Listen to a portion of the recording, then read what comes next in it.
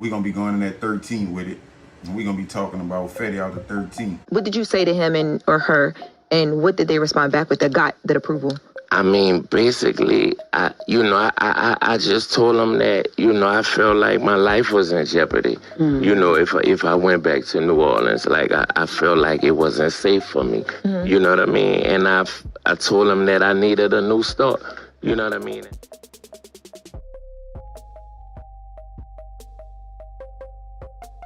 Said, bruh, when BG slid through the Breakfast Club for that new interview, Dick Riders was saying he kept it 100 from the jump. Ain't no frontin', ain't no industry shit. Dude just came home after doing that big, and he talking that real with pain in his voice. That's what them boys was saying. For me, I'ma keep it all the way 1,000. You could tell the streets ain't in him. Mindset on some other shit. He said straight up he wasn't trying to move back to New Orleans. Not cause he didn't love the city, but cause he knew how them streets move. Let's just be real. He knew he was gonna get his shit pushed back if he moved back to New Orleans. See, BG from that era with Cash Money was the blueprint. It came out the mud and made history, but that fame came with enemies. Ain't no secret that he already lost a lot of homies in the game. Knowing everybody was watching instead of acting tough for the cameras, he said he was too spooked out to move back to the city. Them shits right there hit different. A lot of cats from the trenches still want that boy head on a platter, and he know it. One person in particular, that boy Fetty. So yeah, the interview wasn't just an update, it was a message. BG let the whole world know he was scared to move back to the Indo. Now picture this here, Central City ain't never changed for nobody. Same crack sidewalks, same trigger play, same bloodshed and murder that been replayed over in the streets 1,000 times. Like an episode of the first 48. He and the Indo dudes in the hood grow up learning to duck faster than they pray. Out here, loyalty and luck don't speak the same language.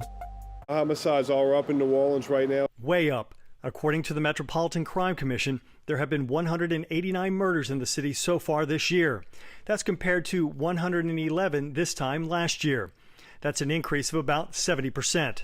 In the middle of all that violence and murder came that boy Jerod Fetti Fedison, a short kid with big dreams and even a bigger pistol. Eyes sharp enough to see 3 moves ahead. His people been in the Indo since back when the RTA buses was green. Fetti learned early how to read faces, not books. School felt slow, the corner taught faster. At the same time, the city was raising stars and suspects at the same time. Every studio mic had fingerprints from somebody on probation. Fetti's name traveled from block to block till it reached Christopher Dorsey, aka BG, former Cash Money record artist with platinum dreams and probation paperwork for drug arrests thicker than a phone book. When they linked, the mix felt natural. One had fame, the other had street cred. They hit spots from downtown to the parish. The streets was close, half rooting, half waiting for them boys to crash out. The crash out didn't take long though. One late night, it came disguised as a traffic stop. Blue and red sirens in the rearview window, Fetty in the passenger seat, BG behind the wheel, the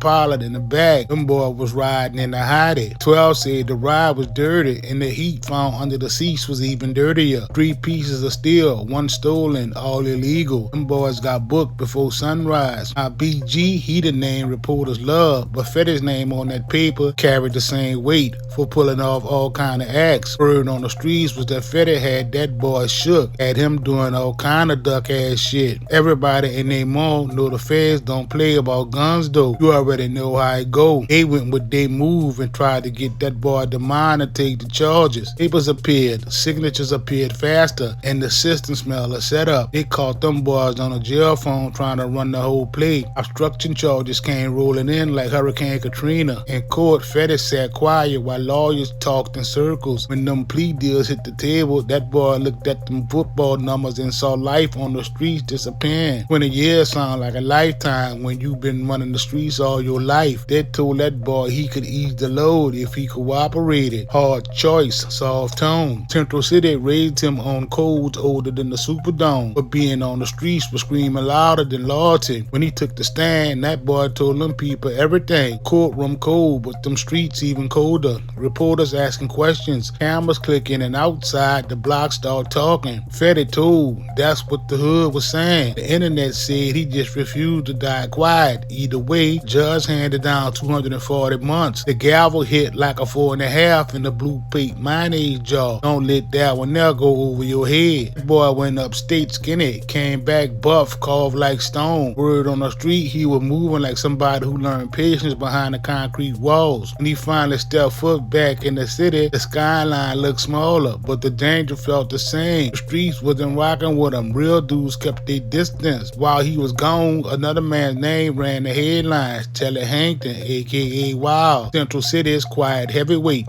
The streets whispered that boy's name, but not too loud. When the feds built the case big enough to sink his ship, they reached out to old witnesses. Fetti's file slid right to the top, and he jumped on that boy Telly case. They wanted contacts, connections, details only he could point out.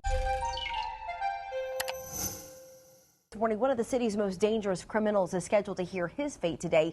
So let's go now to WDSU reporter Rosa Flores, who is live at criminal court for us with the latest on Telly Hankton's sentencing. Good morning, Rosa.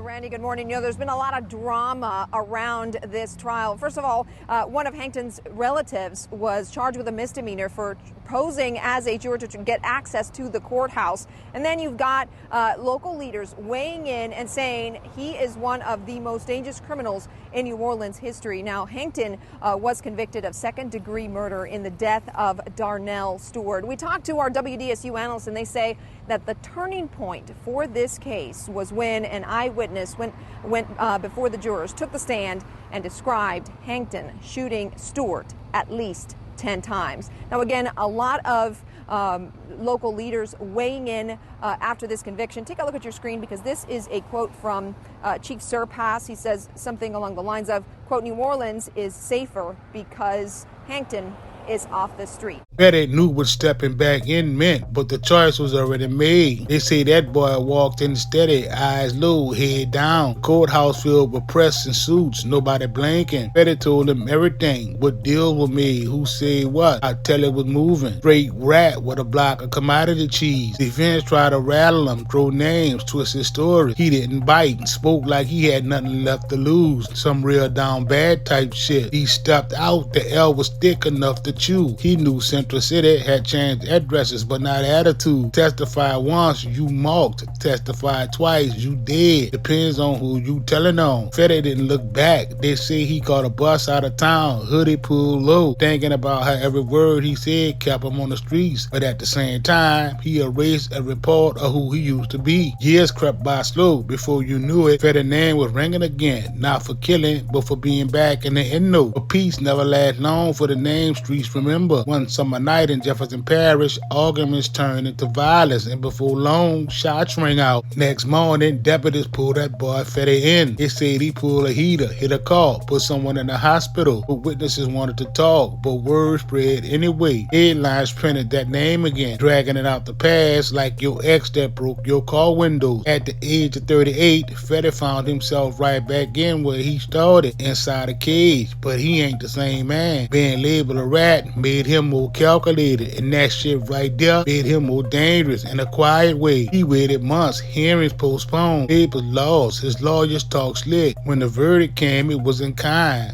But it wasn't a surprise either. That boy had to take his lick like a man who ran out of rum to do something else. Dudes out the 13 no longer praise Fetty. On the streets, being a rat is one of the worst jackets that you can wear. Word traveled through the grapevine that the same man once labeled a problem was now labeled a snitch for life. In the streets reacted how Uptown always reacts. Half curiosity, half silence. Dig this year, some lame dudes took pics with that boy when they saw him, later deleting them from Instagram. Fetty's reputation didn't expire, it changed shape. He kept his head on the swivel, not paranoid, just aware. He knew the city don't forget, and neither do the men that still want to go with their move about his testimony from years back. The streets got long memories and short mercy. That's the survival game out here. Trust ain't free, it's leased month to month. The younger dudes treated him like a rat too. In the streets of the endo, crushing Fetty would be a trophy. To keep it all the way real, the right dude would have murked helped him instead of taking pics for the gram. Back in the game, some respected him, some feared him, some was waiting to catch him slipping. Boy Fetty was moving through life like it owed him nothing. When you have been both killer and witness, you stop expecting applause. The streets live by code, stay even, stay unseen, stay true to the game. This is the life you chose. His story ain't got no morals, no turnaround, no Hollywood ending. You just keep moving the way the city do, slow, fast fall on repeat. At the end of the day, that boy flipped the script and got down in court. He just proved that Uptown not only raises gangsters, but it also raises rats. They don't retire, they just fade into the background till somebody knock their head off. What remained was the story. Jerod Fetti Fedison, the dude who snitched his way into a courtroom, the man who turned silence into talking. The streets call him a rat, some call him a dead man walking. Either way, his name still float in the NO street talk, still sit in them old case files, still ring when the city get quiet enough to hear its self-talk. And that's where it ends. No applause, no closure, just another chapter in the city that never finishes its sentences. That boy Fetti's story sit there like a cracked sidewalk. Everybody step over it, but everybody know he had that boy